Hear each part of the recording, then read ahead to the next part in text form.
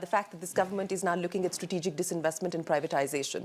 It was the stated objective in term one as well, but it didn't go through. You're now much more actively pursuing this in the second term.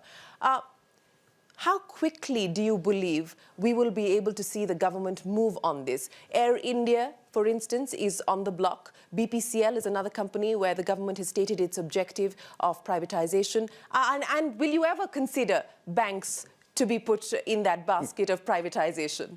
Well, first of all, let me tell you, the first term, we had inherited an economy which was in a pretty terrible shape. Was largely spent in putting the economy back in shape and getting confidence of the world back into India. At that stage, if we had started looking at disinvesting some of these jewels, we wouldn't have got a great value for that. And I'm glad we did not venture to do that, because I believe now when we are out in the market with these assets, we'll be able to fetch a far better value. Take, for example, Concor. It's a company under the railways. Yes. To my mind, it'll be the best way for anybody in the world who wants to come into the logistics business of India and a growing economy which is going to double its economy in the next 5 years. And I think once we cross that $4,000 per capita mark, then it's going to be all the way up. Concor is an exciting journey for anybody who wants to get into logistics. Air India, if I wasn't a minister today, I would be bidding for Air India. It has some of the best bilaterals the world over. Many of them unused. Somebody with deep pockets, and there are many companies which have a very low carry on their investments, very low cost to the capital that they put in. And with current leasing rates on aircraft being what they are, a well-managed, efficient Air India with a lot more good aircraft put in using these bilaterals is nothing short of a gold mine to my mind. So this is the time when Aramco, I met with the Saudi minister yesterday. His entire focus of the conversation was, I have $100 billion which I want to invest in India. Show me the opportunity, give me the opportunity, and I want to do it quickly. My prince is very unhappy with me that I'm not yet. So what did he say about BPCL? They're very excited about the opportunity. So I think we see a lot more interest across Davos in the last 2 days.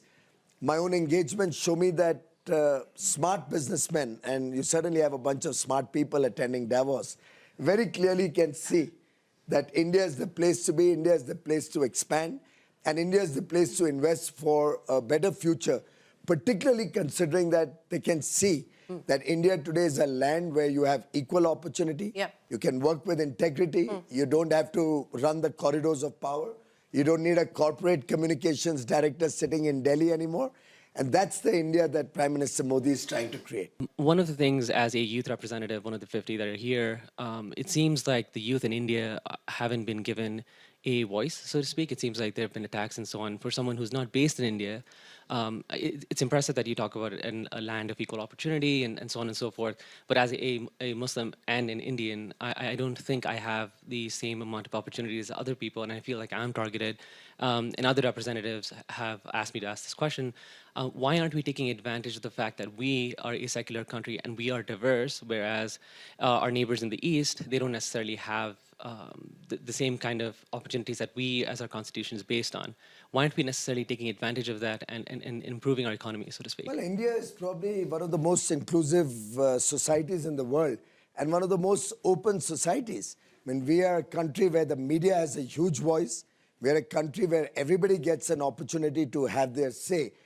But at the same time, and we have all been students in our young days, I don't think any of us would encourage stone pelting, for example, or we'll encourage students to go out of a discipline of an institution.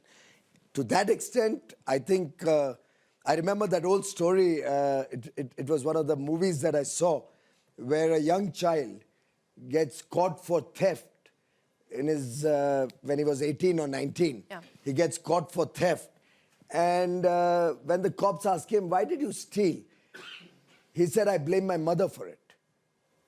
And he said, what do you mean by that? He said, my mother did not stop me when I was a young child and making this mistake and stealing things, because of which, as I grew up, it became a habit.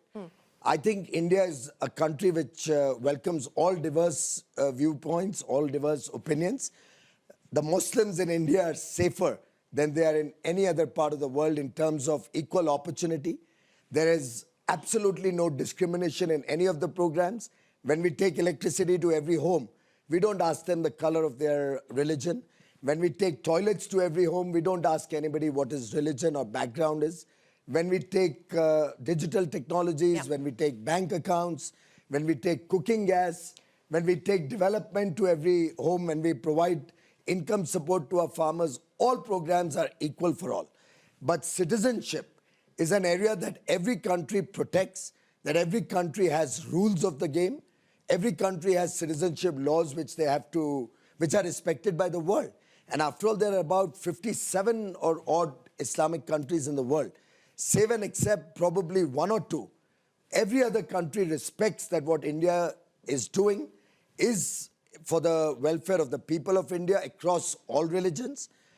To my mind, what is sought to be done in the current period, which you're referring to, is to ensure that people who are being discriminated, who are being persecuted on religious grounds in 3 neighboring countries. It's a classification of countries which share a border with us, which were unfortunately, 2 of them are sufferers of an earlier government's partition of India. And I think the persecution of the religious minorities there is a matter of fact.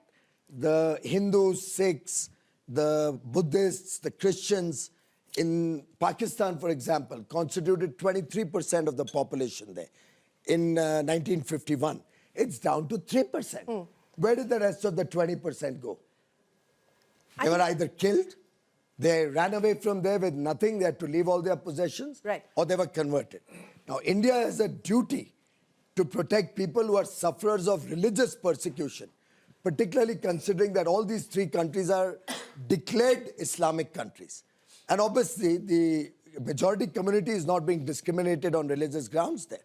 It's the minorities who are being discriminated. India is only doing its duty, as would any other country in the world.